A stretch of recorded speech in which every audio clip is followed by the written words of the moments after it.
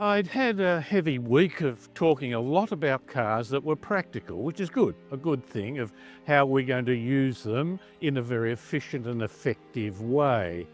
But then at the end of the week, I went to Hyundai feeling a little tired, and as I waited there for the car, this drove out. And I felt my spirits lift that yes, it was prestige driving, yes, it does come at a certain cost, but oh, did it make me feel good? I think so. Let's see whether the looks lived up to the reality. I do like the overall design where these lights, quite distinctive, not narrowing down like a squint, but certainly thin, but they do then flow into these gills. They don't let anything in, so they're not gills in that sense, but that's the look of them. And I think that gives a very flowing line to it. Now, when it drove out, and a lot of people see the wheels and think, wow, that's different. Now, whether it's different always good or everyone likes it, maybe, but it's certainly distinctive. Now, it has 20-inch rims because it is the GT, and that means for low-profile tyres. If you have the luxury version, that's just 19-inch rims and perhaps a little bit more rubber, maybe not quite the grip, but a little bit more cushioning, I think, would be the effect. Now, have a look at this at a distance. I'll step back and have a look. That's a long nose. That gives it that sort of sleek feel, almost that old style long nose, but the cabin's still big. It's a 4-door, and there's no doubt about that. But if you compare it to something like a utility in that, if you put the two together, you can see how long a nose that is. Down the side, not a lot of high angles. There is actually a little bit of a two-step process here at the waistline, which is not just a one crease. It gives you this darker opinion because of the light. I find that quite interesting. It looks like a bigger band from a distance, and down low, not a lot. No great indentations here. This has a flowing line to it. And when you go around the back, now, around the back here, this line here is quite steep coming back. Now, there's an aerodynamic value in doing that, and perhaps if you look from the similar Hyundai conglomerate, the one that really takes that to the extreme is the Hyundai Ioniq 6. And from the side, it looks a bit like a harbour bridge. This is not quite as strong, but when you look around the back and look to it, I think it does show you that almost pertness of the back coming down, a little bit of a lip, but it clearly is something that is using the aerodynamic effect, which is affecting the design, but perhaps not quite as strong, some might say as bad as some other vehicles. Now, in the boot, we can, because it's sloping down, 424 litres is the figure there. Perhaps not the biggest, but it certainly goes back a long way. You do have a bit of underneath here, a space saver, but at least it's a tyre. So its overall package is that it's long and deep rather than necessarily vertically deep. And of course, it is without doubt electric. So let's have a look at the engine and see what that's like. Let's see what we've got here. Hydraulic arms. Oh, that's very important. Not much to show here. Now, it does come with two engines. There's a 2.5 litre turbo, but we've got the 3.5 litre twin turbo sport version, 279 kilowatts and 530 newton meters of torque. That's good, strong pulling power. We'll talk about how it performs, but with the bigger engine, we also get all-wheel drive, which is on demand, which can be a little bit of the, if you need it, it brings it in. Some say a little bit after you really do need it, but it's fractions of a second. I think they've got better at that, cars in general. If you value independent journalism or simply enjoyed the video, Please support the channel by hitting like and subscribe. I'll look at that in a minute, but just an overall view of it. I don't think it has quite the oldie worldy plush luxury that we saw in some of the Mazdas, for example, but it's very strong, and of course this one is very light. The colour scheme here is particularly light. By the by, that thing there does tend to show the dirt marks rather significantly. Fairly well laid out, but let's have a look in the rear. Has had a trend that's come and gone, I would have thought, and that is the screens. Now they're very, very significant screens, and that means that once you get in, and I must say that does look like an old world sort of lounge car that you can get in and feel like you're the chief executive. Let's see if we can. Being a sedan, you got to duck your head, and while that is fairly close, the thing that is that, look at my seat and room. That's comfortable, and look, I've got some support under here. I can get my feet under the seat even though it's electric. I have rather plush little things here.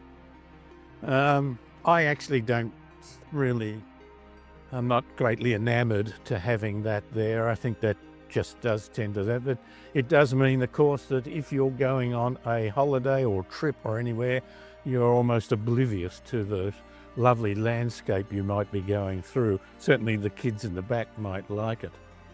You notice the sunroof does come back a good way, although we've got this support arm here, which is, I guess, for safety's sake, in case you roll over. But it does just sort of take a little bit away from the panoramic view that you might have with the sunroof. And I have a lot of features. Not only do I have a seat warmer, I have a seat cooler as well. I've talked about that a lot in cars, often for the driver and maybe the passenger. For the back seat, Mickey Mouse, love it. And if you have children, or if you like your privacy anyway, you always have the screen, which you hook up very easily. There's a little hook in here. Probably best done if you're sitting in the back of the car. It has a pattern to it that I think is very revealing. It's obviously got the capability of venting for you, which I particularly like, and it's got lumbar supports and things.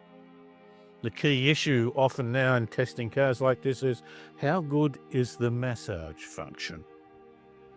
That in the middle there, is that the garnish they talk about in the press release?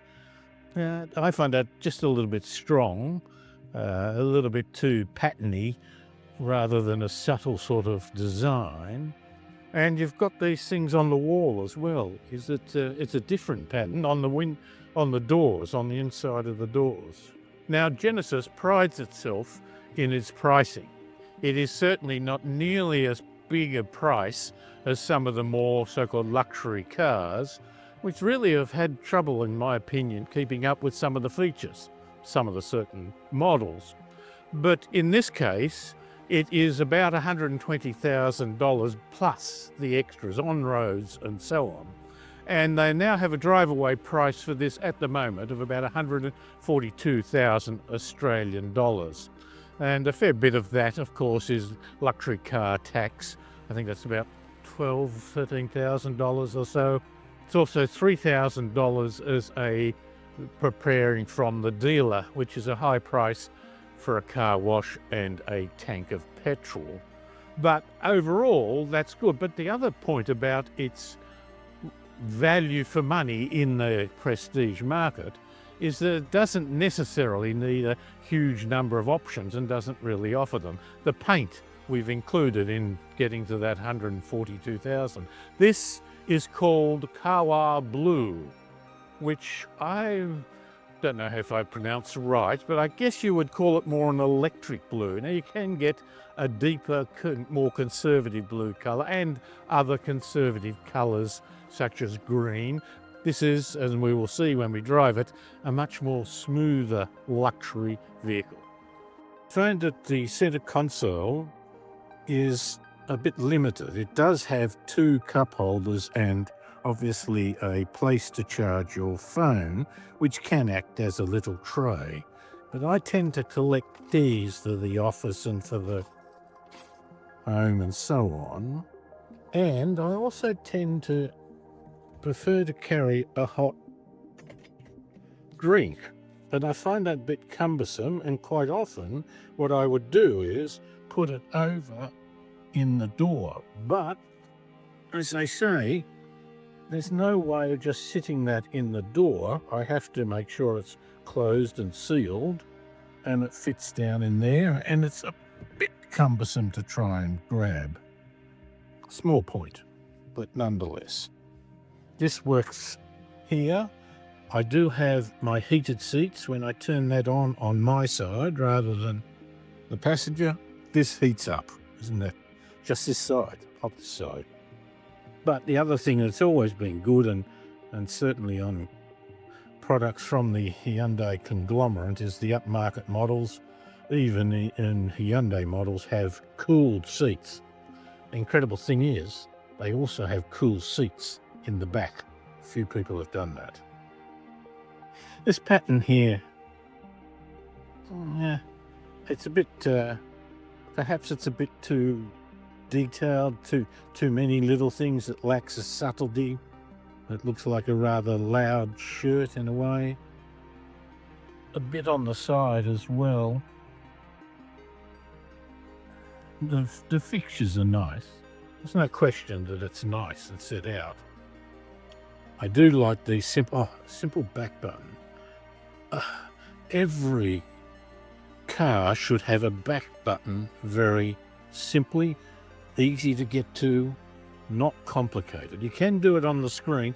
This is one thing that I would say I would prefer to do it haptically by touch than I would by the screen.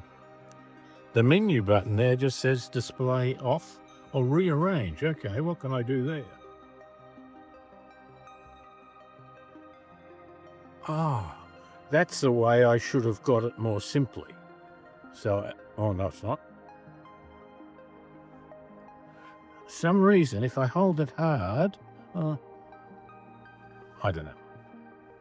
You see, I'm not good at touchscreens. Oh, okay, back. I was in voice memo. 128 megabytes, no recording. Let's see if I can record. Oh yes, it's even giving me a graphic to say that it's picking up my voice. And it's picking it up particularly well. I've never been asked to speak up. Okay, let's see if we can do that. We'll stop that. File saved. And I'll check whether it is available. This car has low profile tyres, but immediately driving on just a normal local street, there's a sense of quietness about it. And while that was relatively smooth and we turn onto the slightly more rougher surface road, where you have aggregate rolled into tar, it's still quiet, okay? That may seem a bit extreme. We'll have to get to a motorway and see what it is like at higher speed. But it is easy to drive. The steering does feel very sharp, not in that very aggressive hot hatch manner, where you turn into a corner and almost grips, almost punches you in, which is lovely with a very high performance little car. But this one, you turn in, the steering's light. I guess I can adjust that, but it is light, so I can use it very easily. But when you turn in, it doesn't sort of marshmallow into it. It has a precision without being aggressive. Now, How can I adjust the seats? So if I go to home, what have I got? Seat. Oh, okay. Seems quite obvious. Driver's seat. Available in sport drive mode or that. Smart support. Okay. Or I can have ergo motion seat. So I presume that is a derivative of the word ergonomic.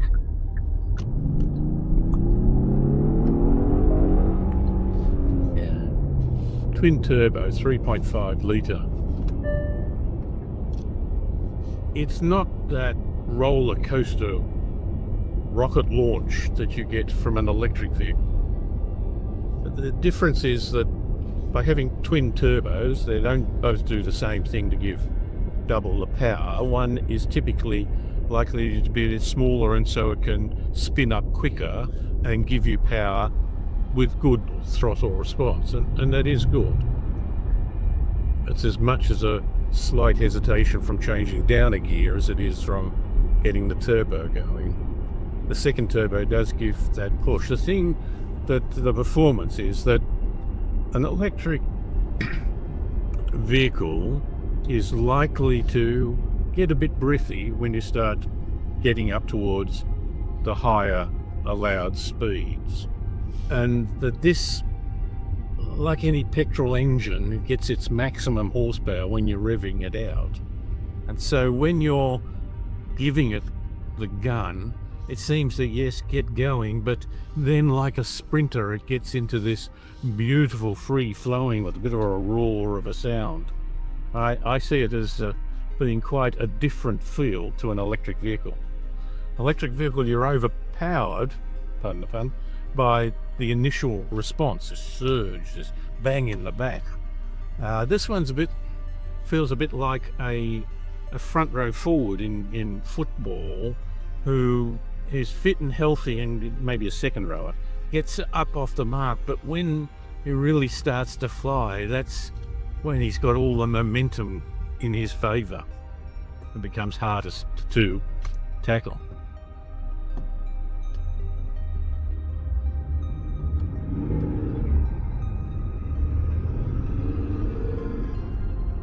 Unfortunately, the sound deadening doesn't take me away from big four-wheel drives with chunky tyres and an exhaust note that seems to have had some of its silencers reduced, its mufflers changed at least to something more raucous.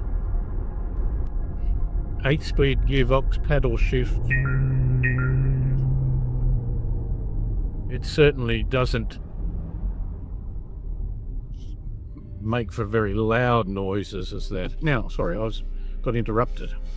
My ergo seat, comfortable stretch. Now, this is what you and I used to call a massage function. Intensity, strong operational time, could be 20 minutes. No, 20 minutes is the longest. I want the longest. Why does it only allow a certain amount of time? Is that from wear and tear? I don't know. Okay, I've set it, but now how do I start it? Not while driving. Wait. Oh, I press the fold seat, so I guess obviously it won't do it while I'm driving. Now on a motorway, but unfortunately it's a motorway that has a number of intersections along it. It's not a grade separated road. And each intersection has a huge amounts of turning movements to it. I'll talk to a local about that. And so consequently, when I'm testing here with the cruise control, I've set it, that's pretty clear cut. Oh, okay, to set the distance ahead of me, it's not one of these toggle switches, it's just keep pressing the button and it cycles through. So it can't go up and down, it goes 4, 3, 2, 1, 4, 3, 2, 1, 4 being the greater distance. Okay. I've now also pressed the lane keep assist. That's interesting. I went up on the toggle switch and it immediately took me to the minimum it could do, which is 30 kilometers an hour. Now, will this tell me use switch or pedal to accelerate? So if I want to go, then I don't have to touch the accelerator. And it tells me it's leaving the vehicle. It moved a bit, then they slowed down. Oh, it's very...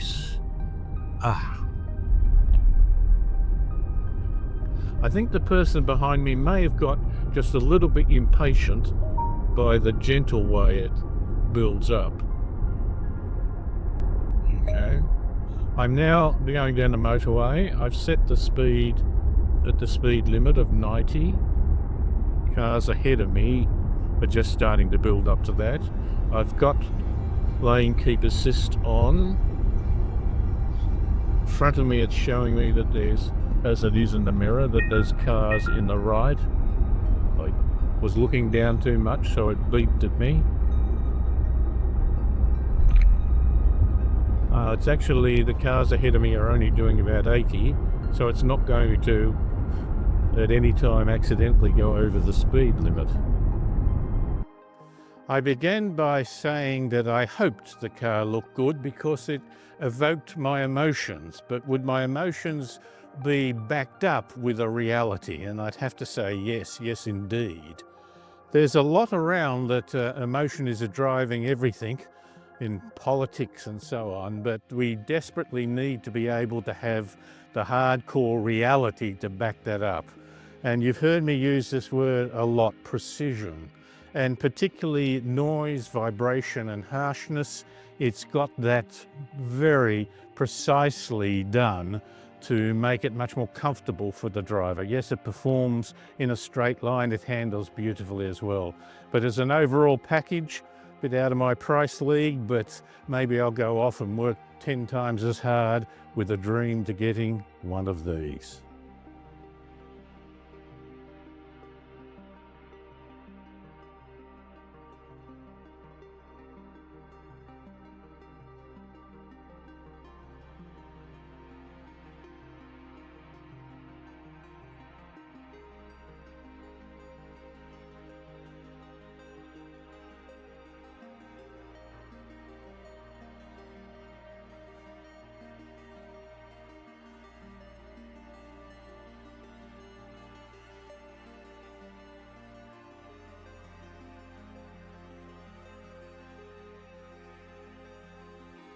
Have your own thoughts? We'd love to hear them, good, bad, or in between. Have a chat with us by dropping a comment below.